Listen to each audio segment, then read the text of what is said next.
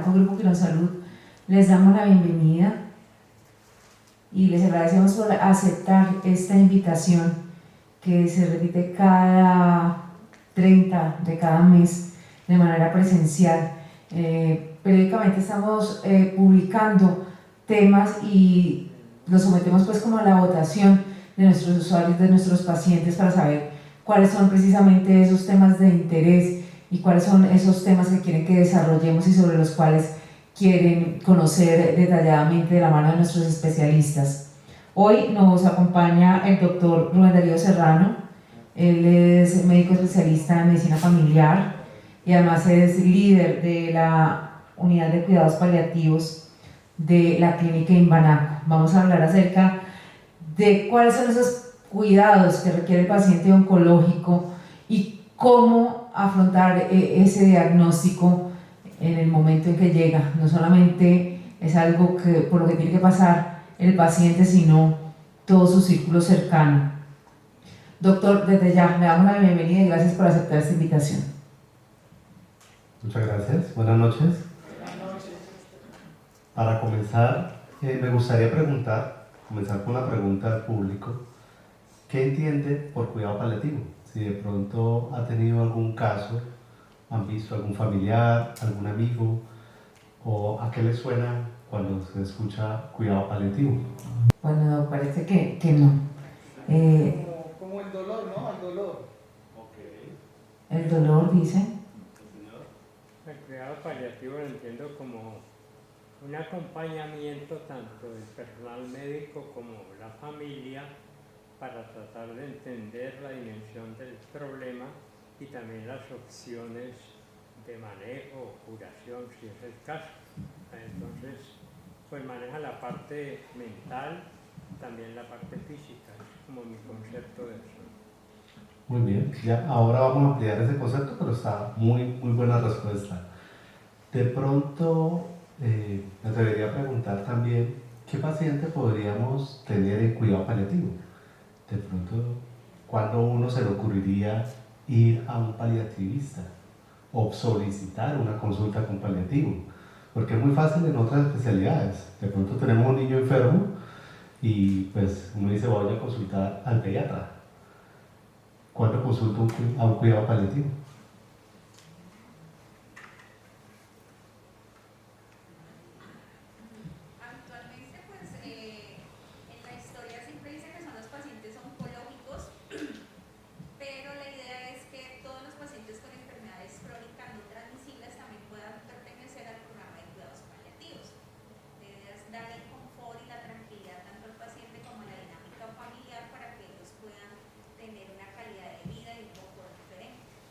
Ok, muy bien. Yo creo que están dando ustedes la charla.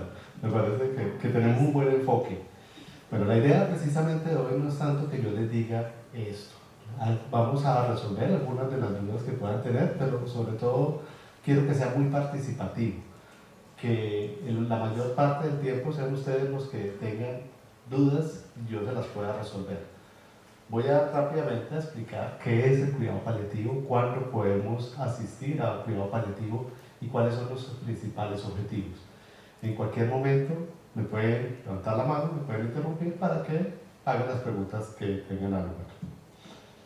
Entonces, bueno, mi nombre es Rubén Darío Serrano. ¿Qué es cuidados paliativos?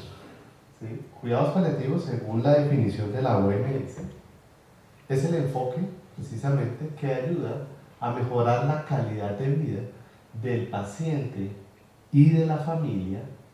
Para nosotros el paciente es una familia, no son dos cosas diferentes. El paciente siempre tiene acompañada una familia. Cuando este grupo de paciente y familia se enfrentan a problemas asociados con enfermedades que amenazan la vida, no son cualquier tipo de enfermedades, son enfermedades que potencialmente están amenazando esta vida. ¿Y qué hacemos? Pues tratar de prevenir o de aliviar el sufrimiento por medio de identificación temprana y una valoración, ojalá impecable, de todos sus síntomas, entre ellos el dolor, que es uno de los más comunes. Pero tenemos que ver mucho más que el síntoma físico. También tenemos que ver la parte espiritual, la parte psicosocial y por supuesto lo físico. ¿sí? Y entre ellos, pues, vuelve otra vez la parte familiar. Eso es, a grandes rasgos, que es cuidado paliativo. Otra forma de verlo, de pronto con un esquema más amigable, atención de pacientes con enfermedades potencialmente mortales, con sus familiares. Mejoramos o tratamos de mejorar la calidad de vida. A veces no podemos quitar la enfermedad, pero lo que tratamos es que esa enfermedad sea más llevadera. No podemos evitar un desenlace final, que el paciente fallezca, pero tratamos de acompañar a ese paciente, a esa familia, para que ese tiempo de vida sea el mejor posible dentro de sus condiciones actuales, ¿sí? Dentro de las condiciones de cada enfermedad. Avancemos un poquito. ¿Para qué? ¿O cuáles serían nuestros objetivos? Son muchos los objetivos, ¿sí?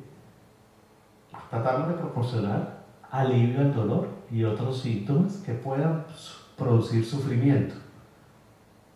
Me ayuda de pronto a qué otro síntoma podríamos estar hablando acá que ustedes conozcan o piensen que pueda causar un sufrimiento. La sensación de abandono.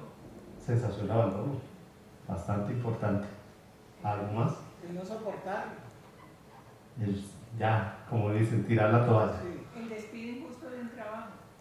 Sí, también. Toda la parte emocional. ¿Algo más? Sufrimiento relacionado con alguna enfermedad. Hay ahogo. Hay enfermedades que me quitan el aire, que hacen que yo no sienta que estoy respirando. Eso lo llamamos médicamente disnea.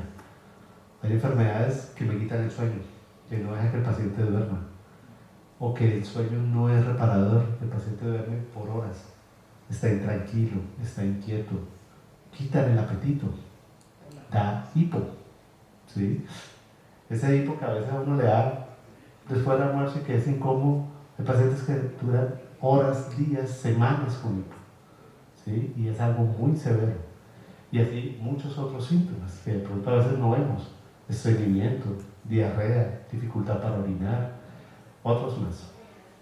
Entonces, con todos esos síntomas tratamos de ayudarlos. Digo tratar porque a veces uno quisiera quitarlo el 100%, pero no nos es posible, pero lo bajamos en lo que más podamos.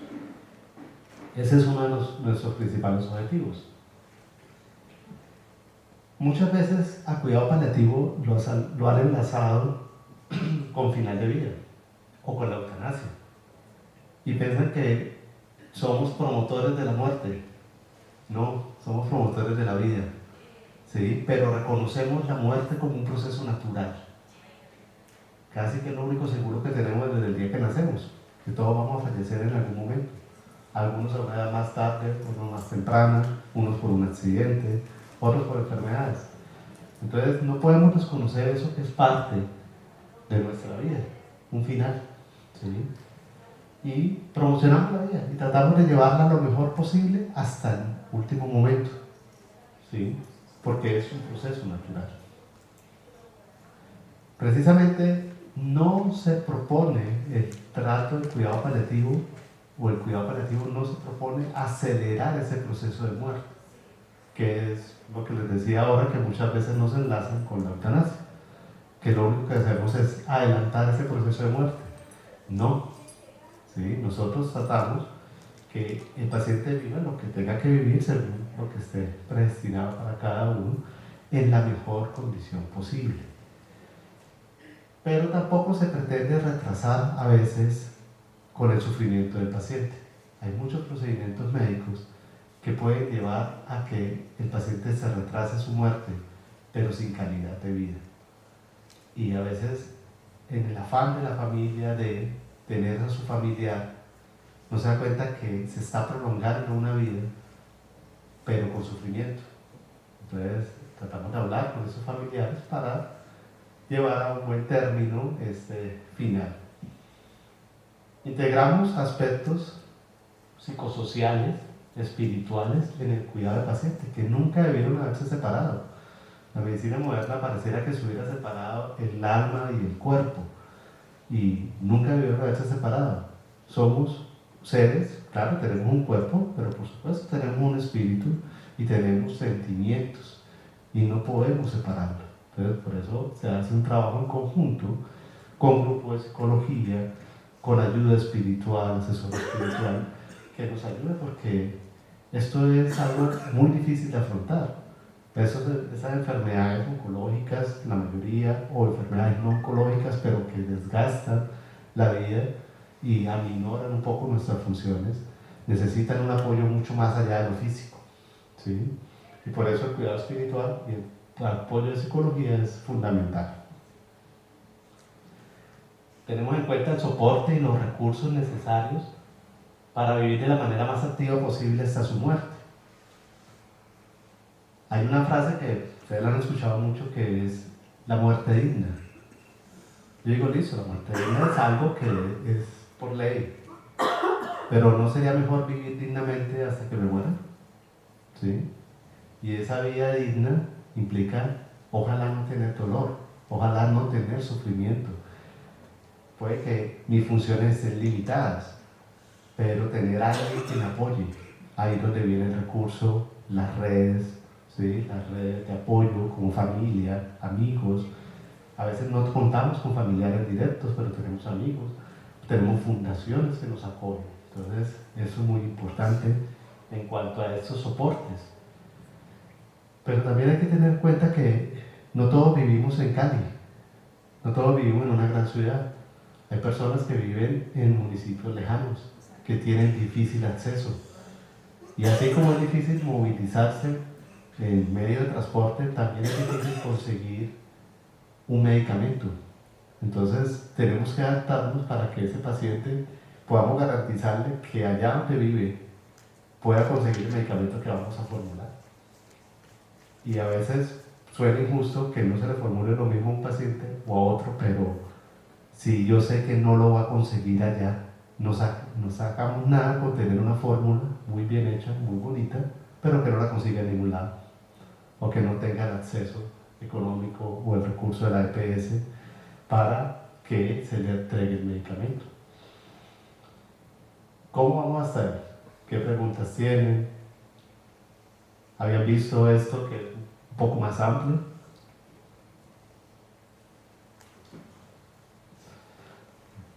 Hay una situación que es clave, que es el divorcio que existe entre la medicina y la parte espiritual muchas veces, ¿no? Divorcio injusto, mal conocido, yo diría que de ignorancia muchas veces, porque el individuo, como lo planteó usted, realmente es un ser que es físico y espiritual.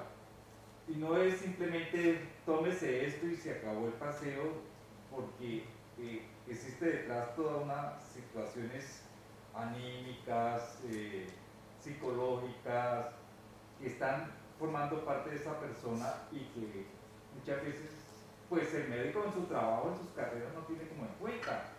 Y básicamente muchas veces esto, pues yo esperaba, estuviera plagado de médicos, ¿no? Yo soy médico. Entonces, esperamos que haya esa unión, esa parte, porque eso siempre ha estado divorciado. En la parte espiritual no es solamente religión, porque todo el mundo me dice, es que es una religión. No. Vete con ese cuento por otro lado. No es eso. Sino que son esos valores emocionales que hacen que nosotros comprendamos mejor a una persona. Tenemos una persona, ¿no? Tanto que se lucha hoy día, llámalo por su nombre, conoce su historia. Es que son situaciones que se van presentando y que no están con un divorcio que no debería ser. Sí, así es. Precisamente eso es parte.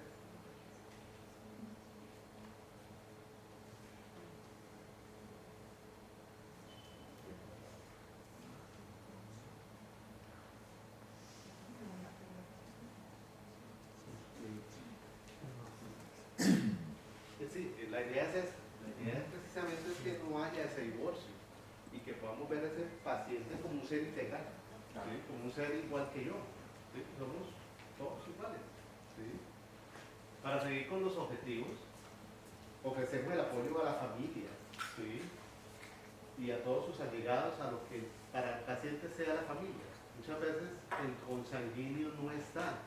¿Cuántas veces no hemos visto familiares que están lejos, pero tienen a cargo, tienen alguien que está ahí, de pronto comenzó como alguien pago, que es el cuidador, pero se convierte en la familia de ese paciente, porque es el que lo conoce hace 20 años, hace 30 años, que ha estado todo el tiempo con él. Y a veces pensamos que esa persona no es la familia, no, es que también es familia, ¿sí? Porque le tiene la confianza, porque está ahí con él o con ella todo el tiempo.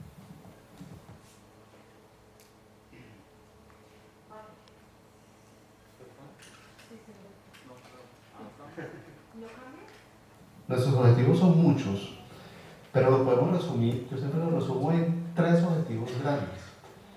Uno es el control de síntomas, lo que estábamos hablando, dolor, angustia, ahogo, el insomnio, etc. Pero hay otro objetivo que está paralelo y es la comunicación. Y en esto hay muchos, yo sé que cada uno puede tener su interpretación y decir sí o no, pero la comunicación es muy importante, tanto a la familia como al paciente. En nuestra cultura, en Latinoamérica, estamos dados a ser muy protectores, ¿sí? Y nos pasa mucho con los adultos mayores, que los hijos nos convertimos en los papás y debemos proteger a ese papá y lo tratamos como un niño. Entonces, cuando llega el diagnóstico adverso, cuando llega el diagnóstico, por ejemplo, de un cáncer, muchas veces lo que pretende es no le digamos, ¿sí? No le digamos porque cuando le decimos, él se va a poner triste. Entonces, mejor no. Y comenzamos a lo que llamamos el cerco del silencio, a escalar un muro, a poner un muro entre el diagnóstico y el paciente, que lo hacemos con la mejor intención para protegerlo, pero al final hacemos lo contrario. Esto no lo protege, ni me protege a mí como familiar, y nos separa, y va a hacer que las cosas que ya de por sí son difíciles se vuelvan más difíciles. Entonces, por eso la comunicación es un punto muy importante, y la comunicación debe partir desde el médico tratante. Entonces, si ponemos la enfermedad oncológica, que es la que más tenemos en relación, debe partir desde el oncólogo, desde el momento mismo del diagnóstico. Porque tenemos otro tabú, otro miedo, y es que siempre que hablamos de cáncer, pensamos que el paciente se va a morir. ¿Sí? Que me diga no tengo cáncer y me voy a morir mañana. No. Hoy en día tenemos muchos tratamientos y el cáncer se convierte en una enfermedad crónica. Claro, hay unos que son agresivos y que por más tratamiento que tengan, vamos a tener un desenlace rápido y probablemente un tiempo corto, pero muchos van a tener un periodo de tiempo largo y tenemos el tiempo precisamente para prepararnos, que es el tercer objetivo. Estamos hablando de los objetivos grandes del cuidado paliativo. El primero, control de síntomas. El segundo, comunicación. Pero esa comunicación tiene un para qué. Y es ese, el tercero, para prepararme. Porque cuando yo sé cuáles son las condiciones del camino, yo tengo una meta y yo sé cómo es el camino, yo me preparo para ese camino. ¿Sí? Yo sé que la carretera es una carretera destapada, que no hay un restaurante, que no hay baño, pues yo me preparo.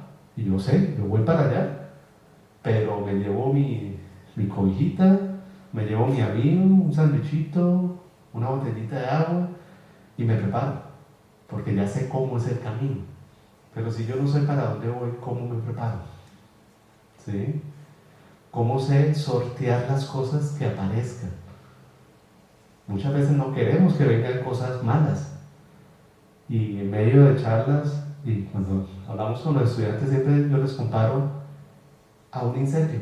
Si ustedes ven, ruta de evacuación, extinguidores, detectores de humo. No queremos que esto se incendie. Nadie quiere que se incendie. Pero ¿es una posibilidad? Sí, es una posibilidad. Entonces, ¿qué hacemos? Nos preparamos, hacemos rutas de evacuación, hacemos capacitaciones, ahí están los extinguidores, y si llega a presentarse, sabemos cómo actuar. Eso es la ventaja de la comunicación. Cuando uno habla abiertamente con su médico y le dice, listo, las cosas buenas, todos queremos cosas buenas. Y uno dice, pues quitarme la enfermedad, controlar el síntoma. ¿Y si no? ¿Y si sale mal? ¿Y si ese medicamento no me sirve? ¿Y si me da una reacción adversa? ¿Y si definitivamente la enfermedad sigue su curso? ¿Y qué va a pasar?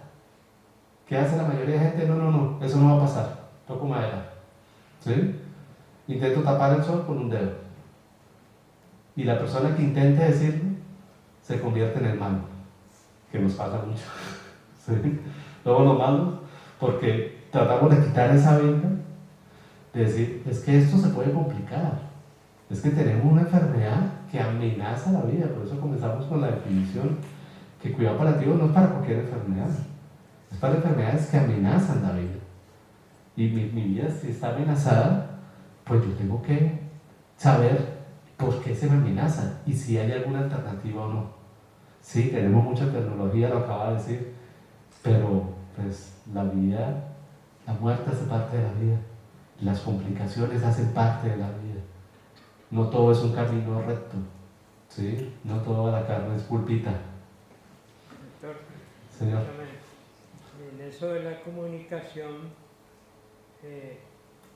uno puede encontrarse con situaciones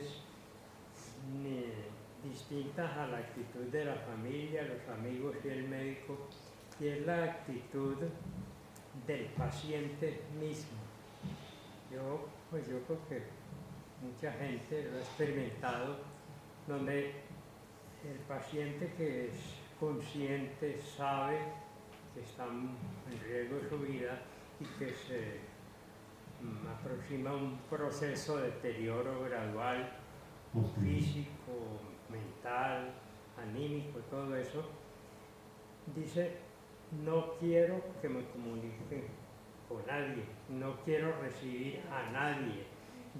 Él mismo, por su voluntad expresa, crea la barrera. Entonces, ese es un punto en el cual se complica la situación, porque de todas maneras, como un gesto de apoyo, solidaridad, por ejemplo, los amigos, la gente que conoce, quiere saber cómo evoluciona la salud de ese paciente. Es un paciente terminal, en fin, lo quieren acompañar con nuevas palabras de ánimo, pero esa persona corta y es su voluntad y habrá que respetarla. Sí. ¿Qué opinión tiene sobre eso? Lo último que os digo, hay que respetarlo. Pero para yo poder tomar la decisión de que yo quiero estar solo, pues tengo que estar informado. ¿Sí? Y ese estar solo muchas veces no es estar solo, es que yo sepa que está alguien ahí que en el momento en que yo lo necesito me va a apoyar. Entonces, eso nos cuesta trabajo a veces, que es el acompañar en silencio. Muchas veces pensamos que el acompañar es estar ahí preguntándole constantemente, ¿quiere comer? ¿Sí? ¿Quiere hacer algo? ¿Quiere salir? ¿Quiere muévase, párese de la cama? No, muchas veces tengo que acompañar en silencio para que mi paciente sepa que yo estoy ahí y que cuando él necesite algo, alguien lo va a apoyar. El acompañar no es todo el tiempo estar dándole comida o que salga, que se divierta, eso no. La mayoría de pacientes que están en un proceso al final de vida quieren estar aislados. La mayoría de los pacientes quieren estar callados en un ambiente tranquilo, sin ruido, no quieren mayores visitas, se restringen su núcleo más cercano a los que ellos sientan y hay que respetarles eso. Pero no solo respetarles, sino darles la oportunidad que elijan. Porque muchas veces esos pacientes que no saben sobre su enfermedad, de un momento a otro, ellos saben que pasa algo. Porque es que quién más que uno para sentir que yo no me puedo mover, que ya yo no puedo caminar, que ya no puedo comer, que ya no me dan ganas de hacer X o Y cosa. Pues el paciente sabe que algo está mal. Que no sepa el nombre de por qué está mal es otra cosa. Y yo estoy mal, yo estoy en mi cama y empieza a llegar gente que yo hace rato no veía y a preguntarme cosas, pues como que muy sospechoso, ¿cierto? Y aparte de eso no me preguntan cómo estoy, sino empiezan a hablarme de cosas que no tienen mayor sentido. De la carrera, ay, si vio la carrera del Tour de Francia, ay, que ya va a empezar lo del Mundial. Al paciente no le importa eso. Él quiere hablar de sus sentimientos y nadie le pregunta de los sentimientos. ¿Sí? Entonces está rodeado de gente, cada rato vienen a preguntarle cosas, pero no hablan de verdad con él. Entonces yo prefiero estar solo, ¿sí? Y que no me esté preguntando cosas que para mí no son importantes. Porque yo quiero hablar de por qué estoy en la cama. ¿Será? Yo tengo miedo de morirme, porque mucha gente tiene miedo de morirse, pero los familiares salen de la habitación del paciente, van a la sala o están en el pasillo de la clínica y hablan entre ellos. Y van y se desahogan y lloran con sus familias, con sus parejas, y el paciente con quien lo hace. Él está ahí solo en una cama y la familia está afuera hablando con el médico. Y ahí de quién están hablando. Están hablando de mí, ¿de quién más van a estar hablando? Y llegan todos con los ojos rojos. Ay, no, es que me dio rinitis. A todos les dio rinitis. ¿Sí? Entonces, yo también estoy triste. El paciente también está triste. ¿Sí? Pero no puede hablar con nadie. Porque nadie se atreve a hablar de los sentimientos. Doctor, le iba a comentar una cosita. Yo soy paciente oncológica, ya estoy superando, gracias a Dios, la barrera de los 10 años. Tuve la gran fortuna de contar con un excelente médico, pero entonces yo le digo, hablando de la comunicación, yo en este momento recuerdo el primer momento en el cual me lo dijo a mí directamente. Acababa de salir de la sala de cirugía donde me había hecho una exploración y en el momento en que yo me despierto está él ahí. ¿Le puedo dar el nombre? El doctor Rupi Alejandro Mendoza. Estaba él ahí al lado mío y entonces me dice, ya encontramos el problema, es un tumor, es del más alto grado, pero entonces ahí es donde yo digo, la comunicación es básica, es la forma como le digan a uno las cosas. Entonces él me dice, es un tumor del más alto grado, pero usted me va a ayudar y entre los dos vamos a salir adelante. Necesito que se me cuide un mes y en un mes tengo que estar sacando eso de allí. Un plan. Entonces, tenemos un plan, una preparación, pero todo parte de la comunicación. Si a uno le dicen, no tomes esto, ¿para qué es eso? No sé. Muchos pacientes, yo he visto muchos pacientes que están en quimioterapia, en radioterapia, y están sintiendo los efectos adversos de esos medicamentos. Y cuando preguntan, ¿y por qué tengo vómito? No, es que le dio COVID. No, es que, sí, o sea, empiezan a darle vueltas y el paciente dice, no, pero no me cuadra. ¿Sí? Y eso le genera mucho más angustia, porque no tiene una explicación de por qué tiene esos síntomas. ¿Sí? En cambio, cuando uno es claro y le dice, sí, tiene esto, pero vamos a hacer esto. ¿Sí? Entonces, acá precisamente me demuestra lo que estábamos hablando ahora, que el cáncer no siempre es final de vida y podemos tener 10 años o más, se convierte en una enfermedad crónica. Claro, no todos tienen esa fortuna. Hay pacientes que tienen una enfermedad agresiva y en cuestión de meses o semanas fallecen. Sí, también ahí tenemos que prepararnos. Yo siempre digo que el paciente se gana un campanazo de alarma. Muchos de nosotros, o muchas personas, salen de su casa y sufren un accidente. ¿Sí? Y que respetemos y aceptemos que algunos lo pueden tomar con la mejor actitud, como lo está diciendo, pero que otros pues van a estar tristes, porque esto es algo triste. ¿Sí? Pero es un choque. Y no, la idea es que no nos quedemos ahí, sino que avancemos. ¿Sí? Y que se permita eso, que es parte del duelo, pero precisamente una de las partes del duelo también es la resolución o la adaptación a este nuevo ser que voy a ser o que soy. Por lo menos en mi esposa que pobrecita, yo no, pobrecita no, mega pobrecita, es decir, de ver que, pues, de ver que me lo cortaron, que puede decir, todos los días de la noche siento mucho dolor. Es decir, entonces digo que yo tengo que controlar el dolor, no que el dolor me controle a mí. Porque yo siento mucho dolor y todo el mundo a través de mí, no, es decir, yo me acuesto calladita y digo, bueno, Señor, ayúdame, porque Él es el único que le puede ayudar a uno, porque yo puedo decir que tengo el dolor.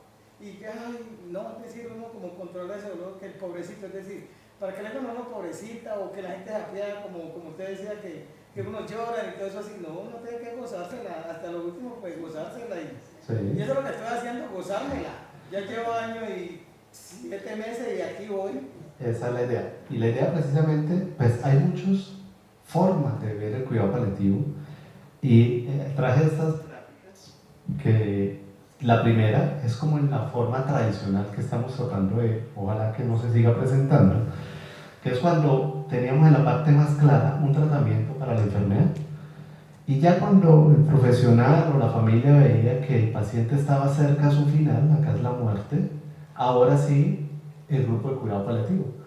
Pero probablemente ahí nos queda muy poquito tiempo para trabajar, para cumplir nuestros objetivos, para preparar a esa familia, para preparar a ese paciente, para calmar un sufrimiento.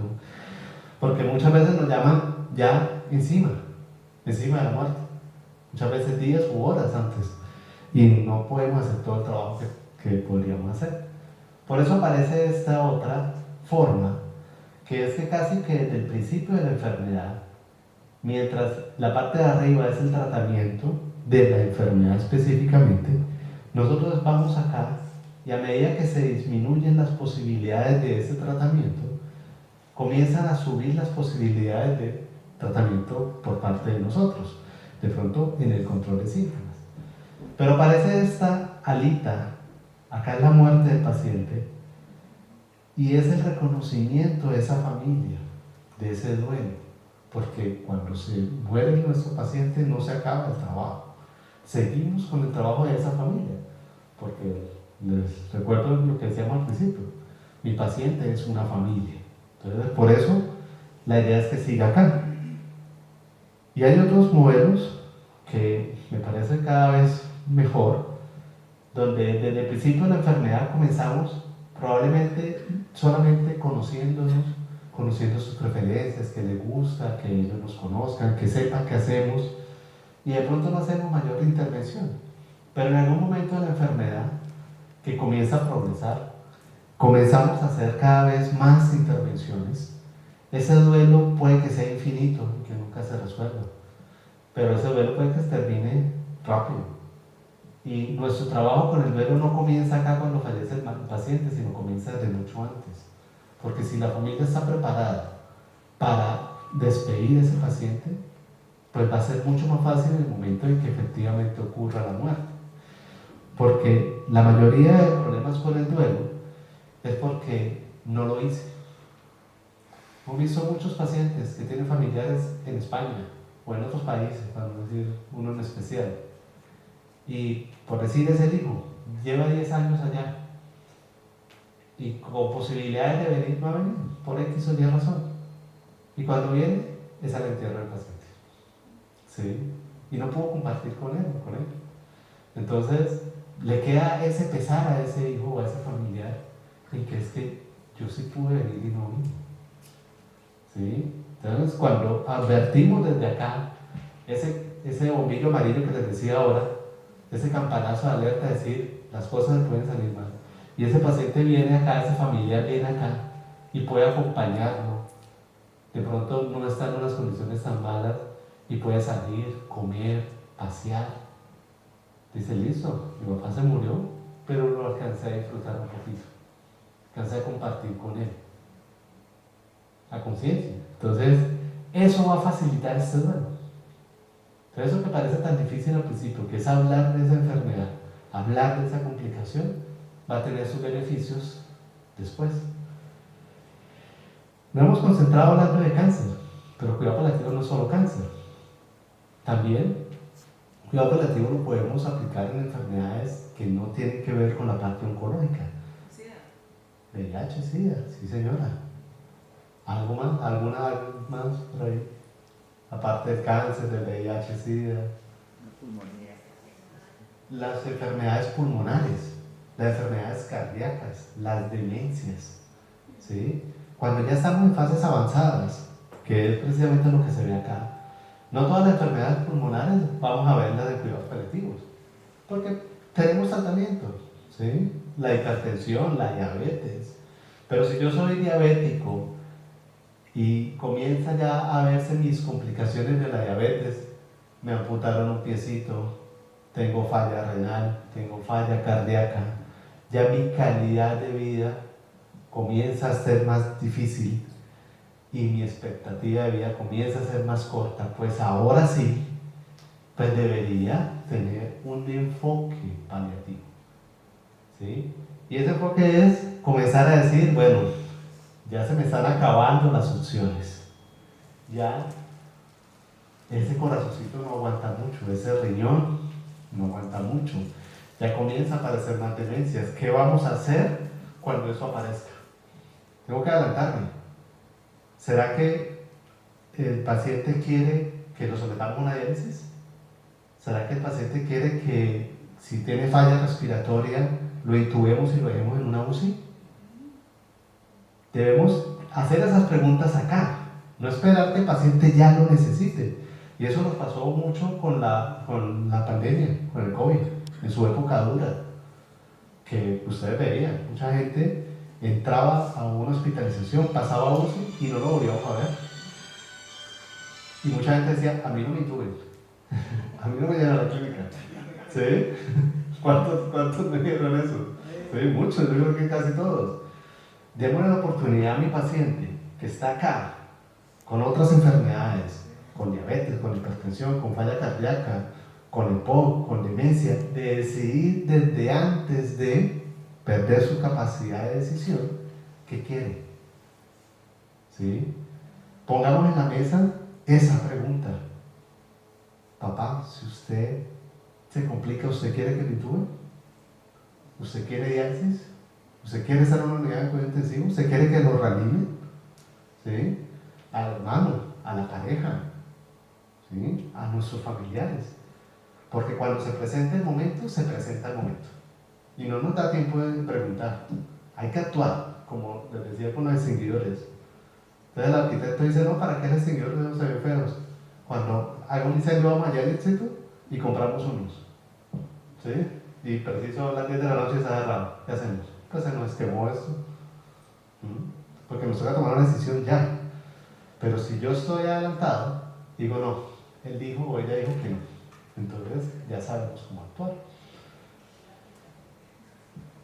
Porque esas son todas las posibilidades o una de las posibilidades de finales de vida. Una muerte súbita, cuando aparece una enfermedad, un ataque cardíaco, un derrame cerebral, un disparo, ¿sí? Que el paciente está bien y ¡pum!, cae. Una enfermedades crónicas, que acá le ponen el título de cáncer, pero puede ser cualquier enfermedad crónica que comienza a disminuir la función progresivamente hasta que el paciente fallece.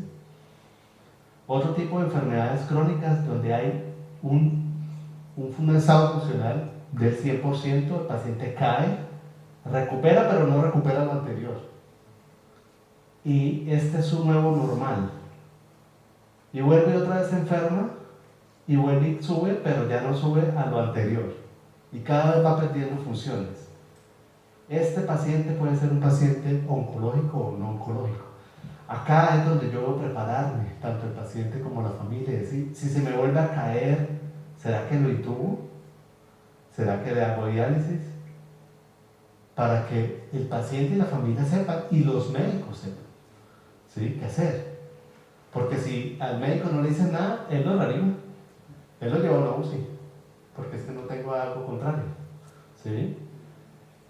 Y acá probablemente lo que hicimos fue prolongar un poquito la muerte, pero con una menor calidad de vida, porque el paciente que está acá ya perdió el 70, 80 o más de su funcionamiento.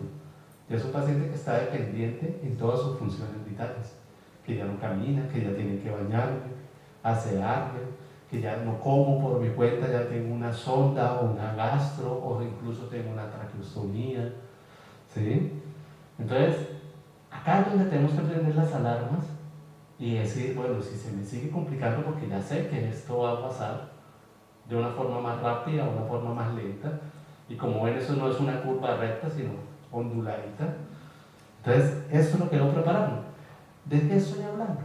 Estoy hablando de un documento que se llama documento de voluntad anticipada. Es un documento legal que puede suscribir cualquier persona adulta, donde yo lo puedo hacer ante mi médico. Puedo decirle a mi médico, mire, si yo me complico, por favor no me haga nada o hágame hasta aquí. ¿Sí? Cada uno dependiendo de su enfermedad irá hasta dónde.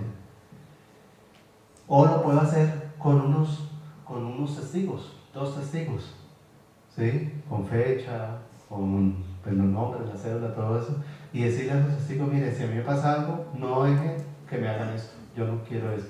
O más fácil, lo hago ante un notario, yo lo hago solito. Hago un documento, hay muchos modelos, lo pueden descargar en la página de Banaco o lo pueden descargar en la página del Ministerio de Salud, que tiene modelos, o lo hago a mano alzada. No quiero que me reanimen, no quiero diálisis, no quiero eso, quiero que donen mis órganos, ¿sí? Lo que yo quiera o no quiera hacer, lo firmo, lo llevo a un notario y después se lo comunico a mis familiares. Lo llevo a la clínica o al médico de mi confianza, para que si me llega a pasar algo, pues ellos ya saben cómo actuar. Documento de voluntad anticipada. ¿Listo? Bueno, los escucho. ¿Qué preguntas tienen? Hemos hablado de todo un poquito. Doctor, volviendo un poco a la parte de comunicación,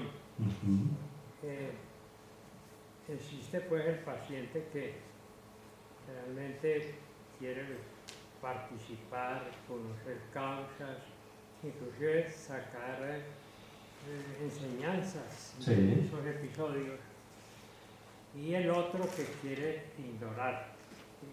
Esos pacientes también, digamos, los que quieren conocer, los que son más inquietos, es más, buscan documentación para leer, información a veces pues exagerada, incorrecta, y otras veces depende de la fuente, buena información, diálogos con otras personas que han sido pacientes del mismo problema. Es decir, hay una apertura mental y un deseo de entender su proceso y conocer y leer de eso.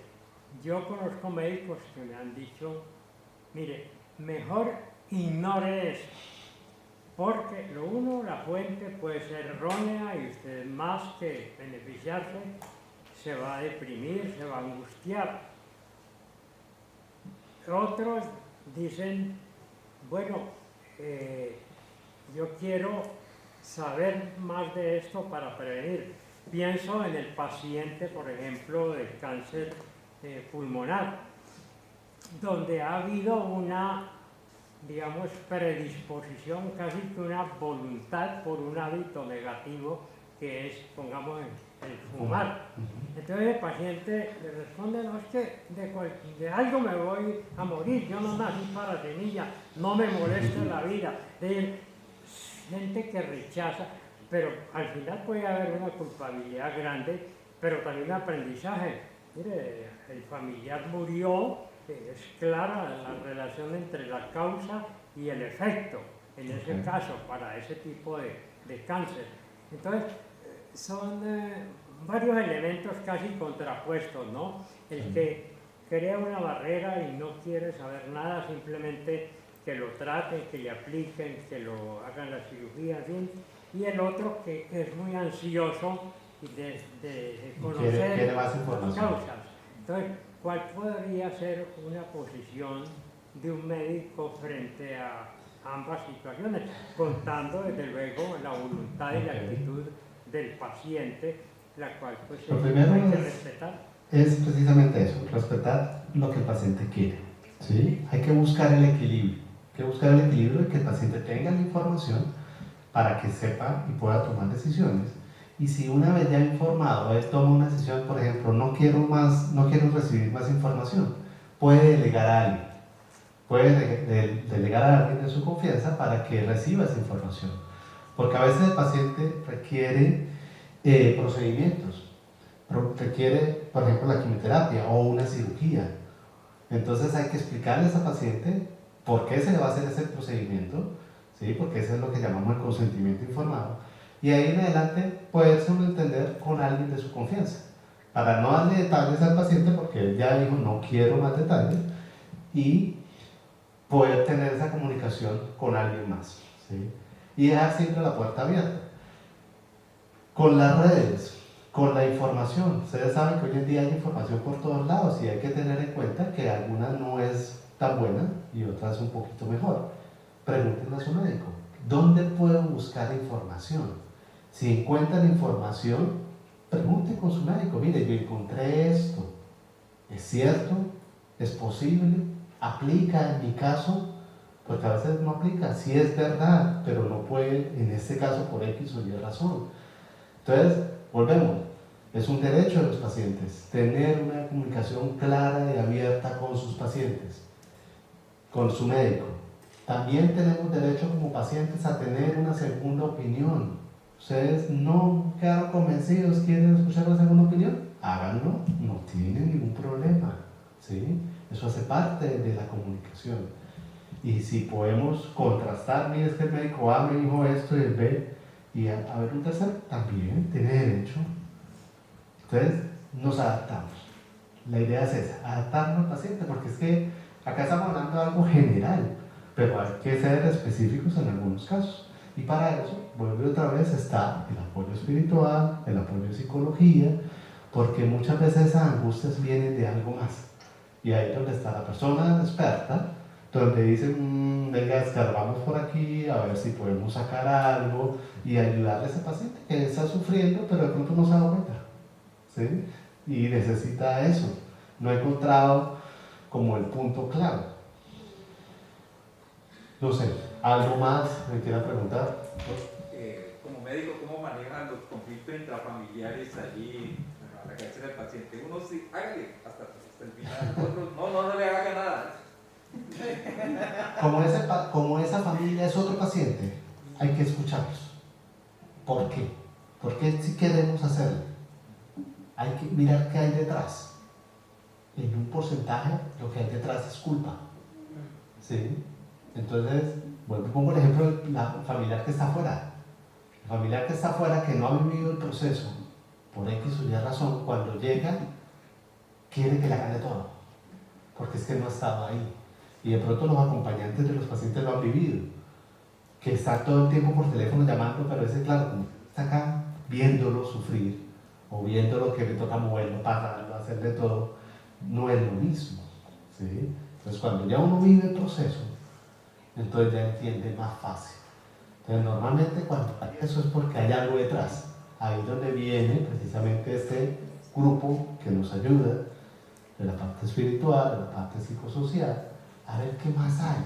Entonces uno escucha a ese paciente porque ese segundo paciente que se llama familiar está sufriendo también, pero no lo manifiesta como un dolor físico, es un dolor emocional que lo manifiesta a veces como mal genio. Y uno piensa que un paciente es una familia que es conflictiva, que es demandante, pero es porque está sufriendo y esa es la forma de expresarlo, ¿sí? Hay otros que son callados y esa es su forma de expresarlo, entonces también hay que saber cómo llegarle a él y conciliar. Tratamos de hacerlo en la mayoría de casos, a veces se puede, a veces no se puede, es así de claro, ¿sí? Doctor, quiero mencionar algo también, y es el componente, no se ha mencionado aquí, pero es determinante para mí, es la calidad de vida con respecto a la posibilidad de darse esa calidad de vida porque se tiene un buen recurso económico para tener una medicina prepagada, estar en una buena EPS y demás. Entonces ahí comienzan problemas de otro orden que muchas veces ni los exámenes para diagnosticar ni imágenes ni de sangre o lo que sea son demasiado costosos y ese paciente pasa a ser de segunda calidad para esa EPS. Es un asunto del sistema dentro de la parte médica o el sistema de salud de una salud de un país. Por ejemplo, póngase a ver, en estos días me decía alguien, se ha puesto a pensar el pueblo colombiano porque cada vez esas EPS están acabándose, que dejan 1 millón de pacientes, que 400.000, pero esos advirtieron que hay pérdidas de 40.000 millones, de 50.000 millones, y la ley 100, y todo eso, doctor, hace parte de un componente que a veces está muy por encima de la voluntad tanto del médico como de la familia y del paciente.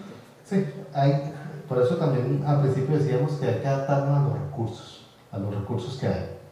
Esos son los principios de bioéticos, autonomía, que el paciente pueda decidir lo que quiere o no quiere, ¿sí? Ya le doy la palabra. El principio de beneficencia, que todo lo que yo vaya a hacer es porque le va a dar un beneficio a ese paciente y que no le va a dar algo malo. Siempre tenemos que poner en la balanza eso, lo que llamamos el riesgo y el beneficio. Que esto que le voy a hacer, llámese como se llame, un procedimiento, una cirugía, un medicamento, le va a dar un beneficio, eso es lo que yo quiero. Pero sé que tiene un riesgo, entonces lo tengo que poner en una balanza. Si pesa más el riesgo que el beneficio, probablemente no se lo doy. Pero si es más el beneficio que el riesgo, pues vale la pena, ¿sí? Entonces esto es lo que tenemos que poner en la balanza, teniendo en cuenta ese principio que también es la justicia. Y la justicia quiere decir que yo le voy a dar al paciente lo que necesite. Tenemos la fortuna en Banaco que yo tengo en una habitación a un paciente de prepagada y en la habitación continua tengo un paciente subsidiado. Y los trato exactamente igual. Y tenemos el acceso a los mismos medicamentos, a los mismos insumos, a los mismos médicos, al mismo personal de enfermería. Y no hay ningún tipo de discriminación. ¿Sí? Entonces me siento orgulloso de eso, porque acá no tenemos nada que ver con eso. El paciente está acostado en la cama y es exactamente igual que está en la otra. Y tiene acceso a todos los recursos que tengamos disponibles. No tenemos ninguna discriminación en eso. El principio de la justicia, ¿sí? Pero el principio de la justicia también es que eso que le voy a hacer a ese paciente no le quita oportunidad a otro, porque le va a dar un beneficio tal que vale la pena. Porque muchas veces pasa eso. En otras partes se le da prevalencia a un paciente y se le hacen muchas cosas que sabemos que no van a servir, ¿sí? Y dejamos de hacer eso mismo con un paciente que probablemente sí se va a beneficiar de eso. Y ese es el principio de la justicia. ¿Sí? Ay, sí, pero no. Buenas noches, doctor. Para ¿Cómo hacerle está? dos preguntas. ¿Un paciente oncológico puede ser donador de órganos? Y la segunda es, ejemplo, yo soy paciente oncológica, ¿cierto? 2013-2014, terminé el tratamiento quimio-radiografía, libre hasta el 2019, terminando 2019, es otra vez, y estoy en el proceso. Entonces, ejemplo, yo digo, bueno, quiero donar mis córneas porque veo bien. Ejemplo, un riñón porque están buenos, cierto medicamento. Ejemplo, lo que usted dijo ahora, por ejemplo, ante un notario o ante unos testigos. Lo puede hacer. ¿Yo sola lo puedo hacer? Sí. ¿O debo de llevar al testigo a mi esposa? No, usted solo puede ir a un notario y hacerlo, ¿sí? Muchas personas pensaban que un paciente oncológico no puede ser donante y sí lo puede ser. Un paciente oncológico sí puede ser donante, claro. Va a depender de qué tipo de órgano y de qué tipo de cáncer tenga. No es lo mismo que yo fallezca en hospitalización después de un mes de hospitalización, porque probablemente ahí ya no puede hacerlo, a que yo fallezca en casa, ¿sí? Debo expresar mi voluntad de ser donante y hay tejidos, por ejemplo, como la córnea, que se puede donar. No hay ningún problema. Hay otros que pueden donar piel, hay otros que pueden donar hueso, ¿sí? De pronto, en una enfermedad oncológica, un órgano sólido como riñón, como hígado, no, ¿sí? Pero otros sí. Otros sí, así sea la córnea. Y va a depender del estadio de la enfermedad, qué tan avanzada la tenga y dónde fallezca, ¿sí? Muchas gracias. Gracias a ustedes también por haber acatado esta invitación. Como ya les decía al principio, siempre el último día hábil del mes, por lo general es el 30, 31, 28, estamos realizando estas charlas. Pueden revisar nuestras redes sociales, nos encuentran como @clinicinbanaco. ahí también formulamos las preguntas de cuáles son esos temas de su interés para poder llegar a satisfacer sus inquietudes y esas necesidades de conocimiento acerca de diferentes situaciones, de diferentes condiciones o enfermedades. Respecto a lo que usted decía ahora, Doc, y como para ya ir cerrando, compartiendo un poquito de una vivencia personal, creo que aquí hay que aprender también a enseñarle a los pacientes, a los familiares, a que gestionemos esas emociones y que entendamos que en ese momento en el que ya de pronto se está acercando ese paciente o ese ser querido a esa etapa final, pues finalmente lo que tenemos que hacer es tratar de darle esos últimos días de bienestar y aprender que no necesariamente, o que aprender que definitivamente es ese paciente el que cuenta. Sí, definitivamente todo lo que hagamos debe estar enfocado en el paciente, que es beneficio para él. Lo que dé beneficio al paciente, por segunda intención, le va a dar beneficio a la familia. Si mi paciente fallece en sufrimiento, con dolor, con angustia, eso es lo que voy a tener de él. Ese último momento es lo que voy a recordar todo el tiempo. Y para mí, para el proceso de duelo va a ser más difícil. Pero si mi paciente, mi familia, fallece tranquilo, con un control de esos síntomas, va a quedar esa sensación de que por lo menos no sufrió, ¿sí? Lo pude acompañar, que pasa muchas veces, que el paciente fallece en una UCI, en una unidad de cuidado intensivo, que todos los que han tenido la oportunidad de ver una unidad de cuidado intensivo es fría, es sola, llena de pitos, ¿sí? Ahí no debería fallecer ningún paciente. El paciente debería fallecer en piso o en su casa, preferiblemente, rodeado de su familia, con la mano de ese ser querido. Ahí debería fallecer, con síntomas controlados. Esa es la importancia de que pues, tengamos esa replicación de lo que es cuidado paliativo, le perdamos el miedo a esas dos palabritas que es que nos suenan a muerte, nos suenan a eutanasia, ¿sí? Que nos perdamos el miedo y perdamos el miedo a hablar de eso que en algún momento todo nos va a tocar, que es la muerte y que son los síntomas y los momentos difíciles de cada enfermedad, ¿sí? Porque eso así que uno vive feliz todo el tiempo que fallece es lo que creo que todo el mundo quiere, pero muy poca gente lo va a obtener, la mayoría vamos a estar así. Bueno, hemos hablado bastante y yo creo que acá podemos hacer unas 3 charlas más si ustedes lo quieren, pero por tiempo estamos ya terminando. Muchas gracias por toda su participación, por todas sus preguntas. Espero haberles dejado una semillita ahí de cuidado paliativo y que la repliquemos.